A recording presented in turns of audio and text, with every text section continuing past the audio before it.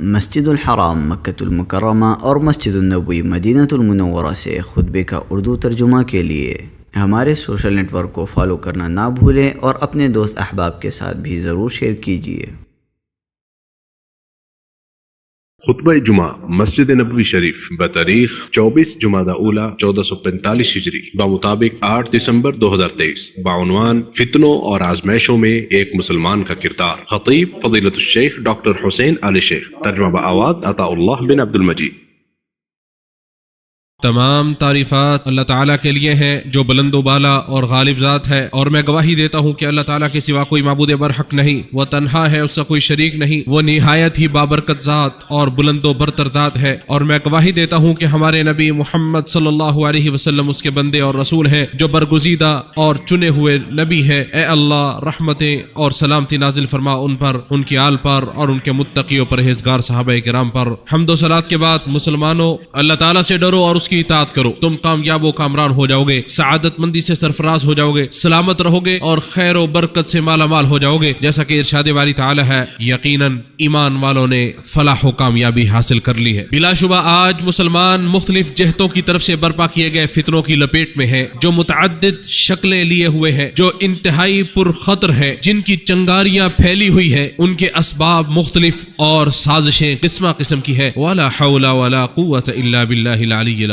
تو ایسے حالات میں ایک مسلمان کے پاس ان فتنوں کی تباہ کاریوں اور خطرات سے بچنے کے لیے انتہائی مضبوط سہارا اور جائے پناہ اپنے خالق عز و جل کی طرف پلٹنا اور رجوع کرنا ہے، اور اس کی رسی یعنی قرآن مجید کو مضبوطی سے تھامنا ہے، اس کی اطاعت کو یقینی بنانا ہے، اور اس کی شریعت کو مضبوطی سے تھامے رکھنا ہے، جیسا کہ اللہ تعالیٰ کا ارشاد ہے، صبر اور نماز کے ذریعے مدد حاصل کرو، اور دوسری جگہ اللہ تعالیٰ نے فرمایا بس اللہ تعالیٰ کی طرف دوڑ کر آؤ۔ اسی ضمن میں امت کی نجات کے انتہائی حریص نبی صلی اللہ علیہ وسلم اپنی امت کی رہنمائی کرتے ہوئے لازوال وصیت کرتے ہیں۔ آپ نے فرمایا حرج یعنی فتنہ و فساد، قتل و غارت گری کے زمانے میں عبادت کرنا ایسے ہی ہے جیسے میری طرف ہجرت کر کے آنا ہے۔ اسے مسلم نے روایت کیا ہے، اور حرج سے مراد جنگ و جدال، قتل و غارت گری اور خوف و ہراس کے ایام ہے، نیز خطروں اور آزمائشوں کے وہ حالات بھی ہے جن سے لوگوں کے معاملات خلط ملط ہو جاتے ہیں، جن سے وہ اپنی زندگی میں خوف و ڈر محسوس کرتے ہیں، اور ان کے معاملات اچھے طریقے سے منظم و مرتب نہیں ہوتے، بلکہ وہ سخت اضطراب و خلفشار کا شکار رہتے ہیں۔ تو ایسے وقت و حالات میں ان کے لیے نجات صرف اپنے پروردگار کی طرف لوٹنے اور یکسو ہو کر اسی کی جانب رجوع کرنے میں مثمر ہے، اور اپنے نفوس، معاملات اور ترجیحات و خواہشات کو اللہ کی شریعت، اس کے اور اس کے رسول کے اوامر کے مطابق ڈھالنے میں پوشیدہ ہے۔ اور یہ وہ نبوی منہج ہے جس نے فتنوں کے ایام میں عبادت کی اہمیت کو واضح کر دیا ہے، کیونکہ فتنوں کی وجہ سے لوگوں کے درمیان عداوتیں، ظلم و جور، کذب بیانی اور لڑائی و جھگڑے زیادہ پیدا ہوتے ہیں، جو کہ رب کی شریعت میں حرام ہے، بلکہ بہت سارے لوگ صراط مستقیم پر گامزن رہنے سے غافل ہو جاتے ہیں۔ چنانچہ نبی صلی اللہ علیہ وسلم نے ان کی رہنمائی فرمائی ہے کہ جس طرح ہجرت اپنا وطن، گھر بار اور خواہشات رب کے لیے چھوڑنے کا نام ہے، اسی طرح عبادت کے لیے یکسوئی اختیار کرنا اور اس کی مکمل پابندی کرنا مسلمانوں کو اس راہ پر لے چلتا ہے جو انہیں گمراہی، کجی اور راہ حق اور صراط مستقیم سے دور ہونے سے بچاتا ہے۔ اہل علم نے فرمایا ہے کہ بے شک فتنے کے اوقات میں عموماً لوگ اللہ کے حکم اور اس کی شریعت کو پس پش ڈال کر اپنی خواہشات، ذاتی آراء و نظریات اور اپنے ذوق کی طرف لوٹتے ہیں اور رجوع کرتے ہیں۔ چنانچہ جو ان چیزوں سے نکل کر اللہ تعالیٰ کی عبادت کی طرف پلٹتا ہے اور اسی کی طرف مکمل متوجہ ہوتا ہے تو وہ گویا کہ مہاجر ہے۔ آج عالم اسلامی پر جو گہری نظر ڈالے گا وہ پائے گا کہ جب اس پر کوئی مصیبت نازل ہوتی ہے اور آزمائش آتی ہے تو بعض افراد امت اسلامیہ کی صفوں میں انتشار پیدا کرنے اور ایک دوسرے پر الزام تراشیاں کرنے میں مصروف ہو جاتے ہیں، جو کہ اس ربانی منہج کے خلاف ہے جس میں رب کی رسی کو مضبوطی سے تھامنے کا حکم دیا گیا ہے اور ہر طرح اختلاف و انتشار سے روکا گیا ہے۔ لہٰذا مسلمانوں اللہ تعالیٰ سے ڈرو اور اس بات سے بچو کہ کہیں تم شیطان کے اعلی کار اور دشمن کے ترجمان تو نہیں بن رہے۔ دشمن کسی بھی چیز سے اس قدر مرعوب نہیں ہوتا جس قدر وہ اس بات سے مرعوب ہوتا ہے کہ مسلمان اپنے رب کی کتاب کو مضبوطی سے تھام لے، ان کی صفوں میں اتحاد و اتفاق پیدا ہو جائے، وہ نیک کام باہم ایک دوسرے کے تعاون سے کرنے لگے، اپنے رب کی اطاعت و فرمانبرداری اور اس کے دین کی پیروی کرنے میں صبر سے کام لینے لگے، ان میں میں جو آزمائشیں اور فتنے در آئیں ان کو درست طریقے سے حل کرنے لگے اور ایسی سعی اور کوشش کریں جس میں اللہ تعالیٰ کا خوف، ذمہ داری کا احساس اور امت کے مفادات کو یقینی بنایا گیا ہو۔ لہٰذا مسلمانوں، تم اپنے آپ کو ان امور میں، ان معاملات میں مشغول رکھو جو تمہارے دین اور دنیا کی مصلحت کی حفاظت کرتے ہوں، اور ان کو برقرار رکھنے کے لیے بقدر استطاعت کوشش کرو، اور ان چیزوں میں سب سے اہم اللہ تعالیٰ کی شریعت پر ثابت قدم رہنا اور اس کے رسول کی سنت کی روشنی میں چلنا ہے، اور ثمر آور اور مفید تعاون دین و عقیدے کی بنیاد پر خالص اخوت و بھائی چارگی، اسلامی الفت و محبت، اللہ اور اس کے رسول اور مومنوں کے لیے دوستی و محبت جیسی عبادات کو انجام دو، جیسا کہ ارشاد باری تعالیٰ ہے۔ اے ایمان والو، جب کسی گروہ سے تمہارا مقابلہ ہو تو ثابت قدم رہو اور اللہ کو بکثرت یاد کرو تاکہ تم کامیاب رہو، اللہ اور اس کے رسول کی اطاعت کرو اور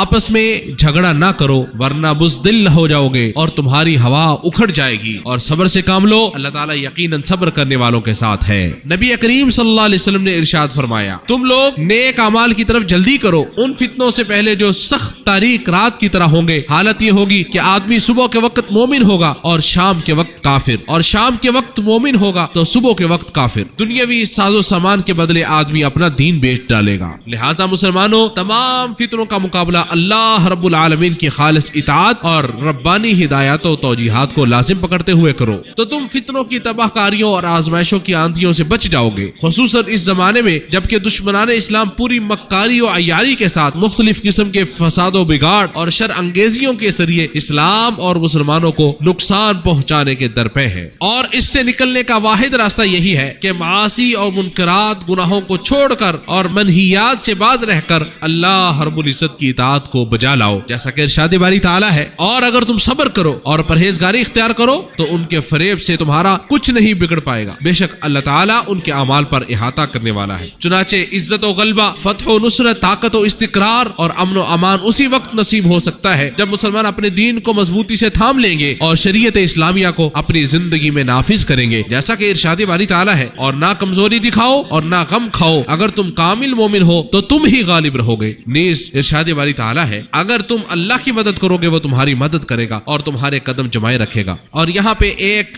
اہم تنبیہ ہے، اور بعض فتنے مسلمانوں کی نمازوں میں داخل ہو رہے ہیں، مسلمانوں کی نمازیں اس کا شکار ہو رہی ہیں، جیسا کہ خطبے کے دوران لوگ اپنے موبائلوں کے ذریعے سے تصویریں بنانے، ویڈیو بنانے میں مصروف رہتے ہیں۔ تو اللہ تعالیٰ سے ڈرو، مسلمانوں کو اللہ تعالیٰ سے ڈرنا چاہیے، اور اللہ تعالیٰ ہمیں سیدھے کام کرنے کی توفیق نصیب فرما، اور ہر قسم کے فتنوں سے اللہ ہمیں محفوظ رکھے، جو ظاہر ہے جو باطن ہے، ہر قسم کے فتنوں سے اللہ ہمیں محفوظ فرمائے۔